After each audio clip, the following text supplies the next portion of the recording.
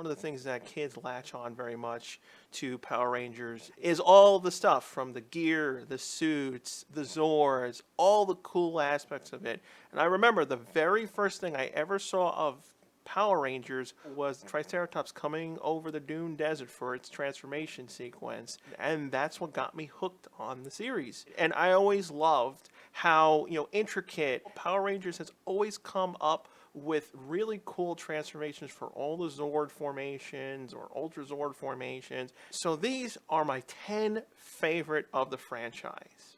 RPM Ultrazord. Now, I picked the RPM Ultrazord even though it's a complete mess. We were in the era of Zord designs where let's just combine everything together because, usually whenever they did Ultrazords, they would combine, 5 or 6 Zords, and it would come out in this really cool design. But when Operation Overdrive came in, they were able to combine 10, and I always thought that Ultrazord design was very well done. But then they had started going, well, let's just keep combining it whether it looked good or not. So we had the Samurai Ultrazord, the RPM Ultrazord, all those clusters of Zords put together. But the reason why I liked it was because even though it was a cluster mess of a Zord, it still had a logical consistency of it, and frankly, it was pretty impressive that they were able to combine 12 Zords into one formation. Now, I didn't really care for the whole, it has to roll on there, but at least in this Zord combination, the legs actually could move independently, technically, while the other ones just ended up being this weird shelf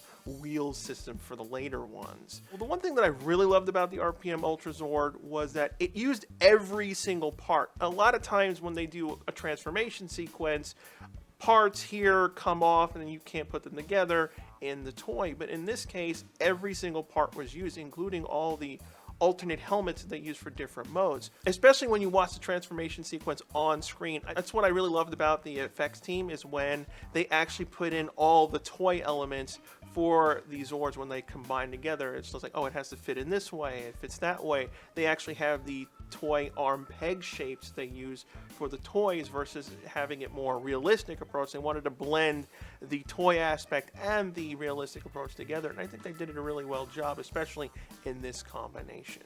Predazord. Now, the Predazord transformation I really love because not that many Zords have this scale factor, meaning usually the Zords are pretty much consistently the same size and they simply combine together. But the Predazord has this huge disparity in scaling with the Wolf Zord, the Hammerhead Shark, with the Alligator. So whenever they do the transformation sequence, we have this gigantic alligator come in and transform into the body. And I also love the transformation of the Predazord because one, it had the evil version, which I thought was really cool. And what I also found kind of interesting was this was the very first time they heavily used CGI in Power Rangers / Super Sentai to do all the transformation sequences, but they still wanted to retain that aspect of the show, still looking like what it did. And so the transformations for the most part look like model work, where the transformations are isolated to each one and then they come in slowly and dock together and form the Predazord. Tor the Shuttlezord. Now, I really love the Tor the Shuttlezord because it shows how well practical effects blend in with visual effects. A lot of the Tor the Shuttlezord transformation is a traditional transformation where they use models to do each and various shots, even when it's on its rock pedestal for its transformation pose. And that's what I liked about Tor the Shuttlezord. It can be a bit slow because it has to unravel its hands and flip up, but that's what I also liked about it too, because it actually follows the toy transformation to a letter. In a lot of cases, the transformations kind of skip over certain things that the toy has to do in order to streamline it, or like they don't want to build all the components for it. But in Tor the Shuttlezord's case, everything is exact. You can even recreate Tor the Shuttlezord's transformation with the toy itself. Turbo Megazord. Now, even though we always complain about Turbo and for story reasons, character reasons, but the Turbo Megazord itself, I thought was a really cool design. I liked that it was just simply 5 vehicles that stacked on each other. Usually in Power Rangers, the Zords all come into a specific spot, then link up and then go. But in the Turbo Megazord's case, they're they're actually continually moving on a dirt road and then basically docking into each other. For the visual aspect of it, I think it was a really cool way to do it. The one thing that we tend to like ignore in Power Rangers is how complicated everything is. We always just see, it's cool and fancy, but to drive on a road that goes for hundreds of miles and then everything has to dock in perfectly, jump off a cliff, and then hit the brakes at the right moment with the right momentum for it to actually flip up in order to do its final transformation. It's a really testament to how coordinated and how difficult a Power Ranger job can be. Astro Megazord. Now, as Power Rangers went along with its transformation sequences, they used more and more visual effects in order to do them. Now, in some cases, it might have actually had been boring because, again, the Astro Megazord is really just two components, the shuttle and the Astro Megaship itself, and pretty much all it does is unfold and comes down, almost like a flower. But the way they did the transformation I thought was a really cool way to do it. All this main stuff is done with the ship where it comes down and unfolds and folds out its arms, but then we have these really cool shots of the Mega Shuttle going all the way around, spinning around, and then opening up and then docking on top of the Astro Megazord. It was pretty much everything done in camera with a model that can actually transform and unfold all the components, with almost no cheating involved in order to do everything. Zeo Ultrazord. Now, the Zeo Ultrazord can kind of be very, bland in a way because, normally, Power Rangers, when they have to combine everything has to dock and fold and transform into this. But the Zeo Ultrazord has just literally put everything in pyramids, even till this day, because it's all done by model work. And I was like, how did they do this transformation? Because, again, all the Zords have to fly in and dock, and remember, they could be on cables and stuff, but again, they have to go inside. So a lot of planning and a lot of hiding for either poles and cables were done for this transformation. It may look very simplistic to us, but for the model team, they really did an impressive job to pull that off. One thing I did like about this simplistic transformation, if you didn't own the Zeo Megazord or the Super Zeo Megazord, you can technically still form the Ultrazord because you don't have to see everything inside. Super Zeo Megazord.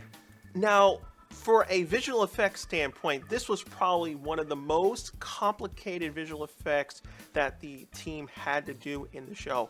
At this point in time, they were still doing model work and they really didn't have access to a lot of visual effects at the time, so they had to do a lot of stuff that way. But in order to do the Super Zeo Megazord formation, everything has to stack on each other. So not only do all the Zords individually have to transform, which was really cool as it was, they did this amazing single shot of all the Super Zeo Zords all coming down and then stacking on each other one at a time. If you pay attention, there are a few errors here and there. For the majority of it, it was seamless, it was a beautiful shot, and one of the most unique transformations ever. Usually whenever the Zords transform, they usually fly in and dock or come in or up at specific points, but all of them coming in and landing at the right moment. Thunder Megazord.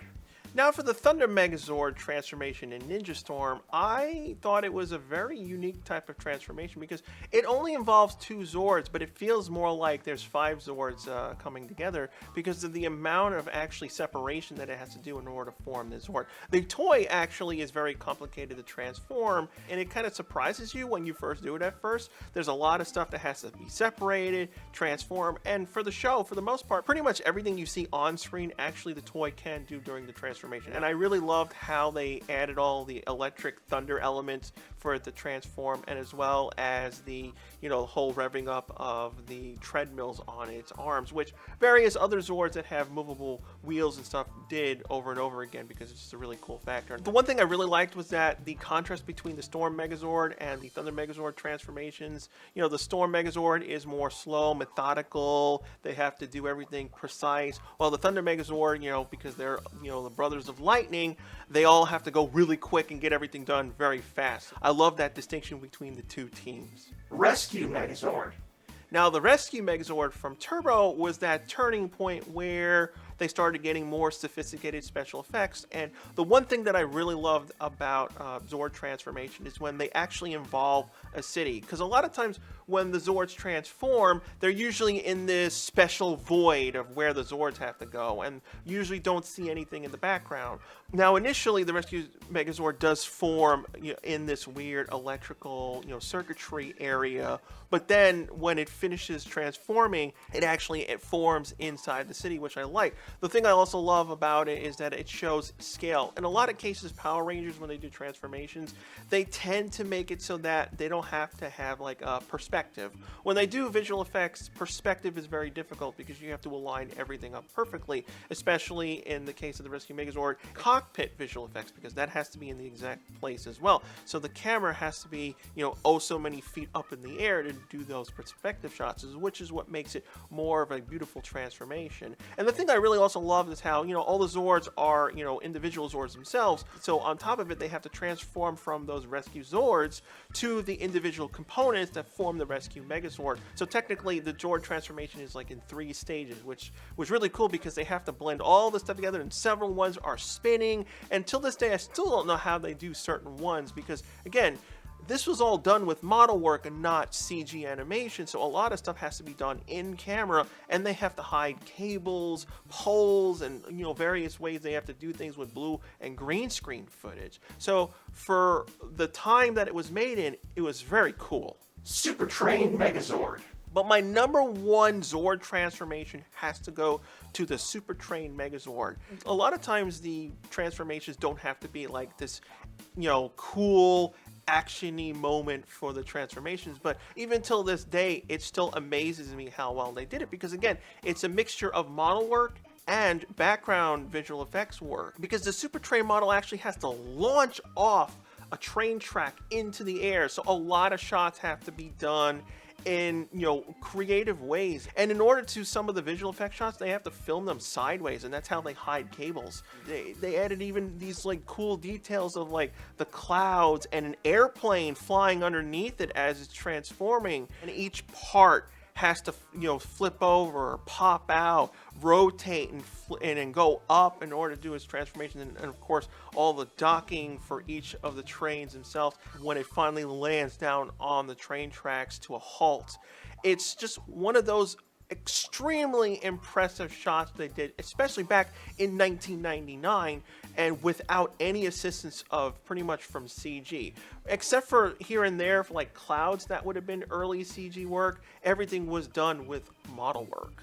Ultimately, I think the Zords and the suits and the gear is what makes Power Rangers very fun. Yeah, of course, at the core of it, we have to have really cool, interesting characters to follow. It makes you appreciate it more because you have to think about it from the production standpoint. They have to every year come up with all these really cool designs, but then someone has to also come up, well, how do we make this toy look cool that people would enjoy it for the spectacle, fall in love with it, and also want it? And it worked in it, because a lot of these effects could be completely absurd in so many ways. Of like, well, why do they have to go through all these weird things, or when they have to morph, they have to say all these things. In a sense, Power Ranger Zords are just like the people who love their cars.